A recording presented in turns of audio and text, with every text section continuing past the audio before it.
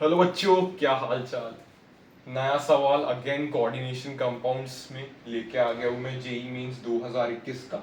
देखते हैं सवाल। The step wise formation of copper NH3 4 2+ is given. ये अपने को पूरा स्टेप वाइज फॉर्मेशन इसका दिया हुआ है। तो इसके वैल्यूज भी आपको दिए गए हैं सर। K1 क्या है, स्टेबिलिटी कांस्टेंट है, तो K1 की वैल्यू आपको 10⁴ दी गई है। K2 क्या है सर, इस रिएक्शन की वैल्यू है, दैट इज 1.58 इंटू 10⁻3। K3 क्या है सर, इसकी वैल्यू है दैट इज 5 इंटू 10⁻2। K4 क्या है सर, 10⁴ यानी इसकी वैल्यू है। अपने को क्या निकालना है sir, overall constant for dissociation. ये वर्ड ध्यान से सुनिए, overall constant of dissociation of this, इस कॉम्प्लेक्स के डिसोसिएशन का अपने को कांस्टेंट निकालने का है। उसकी क्या वैल्यू होगी वो हमें पता करनी है। तो पहले अगर मैं देखूं सर, क्या मैं इस रिएक्शन को ऐड कर सकता हूं जिससे मुझे फॉर्मेशन की रिएक्शन मिले? हाँ सर। अगर मैंने सिंपल ऐसे लिखा कि कॉपर 2+ प्लस 4NH3 अगर मैं डालूं तो मुझे सिंपल ये कॉम्प्लेक्स देखने को मिलता है, दैट इज कॉपर NH3 4 2+। ये कॉम्प्लेक्स देखने को मिलता है। अगर मैं ऐसा नेट रिएक्शन लिखूं तो उसका नेट इक्विलिब्रियम की वैल्यू क्या होगी? सर मैं इसको सिंपली ऐड कर सकता हूं। ऐड करूंगा तो क्या होगा, यहां से ये कट जाएगा, यहां से ये कट जाएगा, यहां से ये कट जाएगा, और नेट मुझे कुछ ऐसी रिएक्शन देखने को मिलेगी। हाँ सर, जब भी अपन रिएक्शंस को ऐड करते हैं तो उसके इक्विलिब्रियम कांस्टेंट मल्टीप्लाई होते हैं। जब भी अपन रिएक्शंस को ऐड करते हैं तभी उसके इक्विलिब्रियम कांस्टेंट मल्टीप्लाई होते हैं। तो K डैश की वैल्यू क्या आ जाएगी sir, K dash will be equal to K1 into K2 into K3 into K4। Yes, तो इसकी वैल्यू अगर आप निकालने की कोशिश करो तो इसकी वैल्यू अगर मैं पुट करूंगा, कैलकुलेशन ही है भाई, 10⁴ into 1.58 into 10⁻3 into 5 into 10⁻2 into 10⁻2। तो सब पावर्स को अगर मैं ऐड करूंगा 4 3 7 और ये कितना हो गया सर 11। तो यहाँ पे कितना आएगा सर, 5 इंटू 1.58 इंटू 10⁻11। तो इसका ये सॉल्व करूंगा 44 ऊपर 9 2 5, ये क्या आएगा 0 0 44 29 2 इस पे आ जाएगा 5 7.90 इंटू 10⁻11। ये आपको कुछ वैल्यू देखने को मिलेगी। बच्चों ने सीधा इसको आंसर पुट कर दिया था उस एग्जाम में, बच्चों ने सीधा इसको आंसर पुट कर दिया था।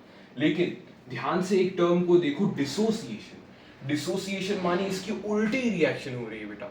ये अपन ने क्या बना है, फॉर्मेशन के लिए ये वैल्यू आई, तो डिसोसिएशन के लिए क्या वैल्यू आएगी? फॉर्मेशन के लिए ये वैल्यू आई, तो डिसोसिएशन के लिए क्या वैल्यू आएगी? तो डिसोसिएशन का अगर मैं रिएक्शन लिखूंगा तो सर उल्टा होगा कि कॉपर NH3 4, ये 2+ वाला कॉम्प्लेक्स ये टूट जाएगा, ये टूट जाएगा 4NH3+ कॉपर 2+ में। ये रिएक्शन होगी, इस रिएक्शन को अपन कहते हैं सर डिसोसिएशन रिएक्शन। ये रिएक्शन कैसी है sir, dissociation reaction. Dissociation reaction. तो अपने को सच में तो इक्विलिब्रियम कांस्टेंट किसका पूछा है, डिसोसिएशन कांस्टेंट का पूछा है। इसलिए डिसोसिएशन के लिए अपने को पूछा है इक्विलिब्रियम कांस्टेंट, तो अपन ने फॉर्मेशन का निकाल लिया। अगर मैं रिएक्शन को पलट देता हूं, अगर मैं रिएक्शन को पलट देता हूं तो इक्विलिब्रियम कांस्टेंट 1 बाय हो जाता है, 1 बाय हो जाता है। मतलब क्या सर, अगर K डैश की वैल्यू ये आ गई है तो K डबल डैश क्या होगा सर, आपने रिएक्शन पलट दी है तो that will be 1/K dash. अगर K डैश की वैल्यू ये आ रही है और आपने रिएक्शन पलट दी तो K डबल डैश की वैल्यू कितनी आएगी सर, 1/K डैश। तो इसका आंसर आप कैसे निकाल सकते हो सर, 1/7.9 इंटू 10⁻11। अगर कैलकुलेशन में नियरेस्ट इंटीजर दिया होगा तो यहाँ पे अपन 1/7.9 इंटू 10⁻11 ऊपर चला जाएगा तो इसको 10⁻11 लिख सकते हैं।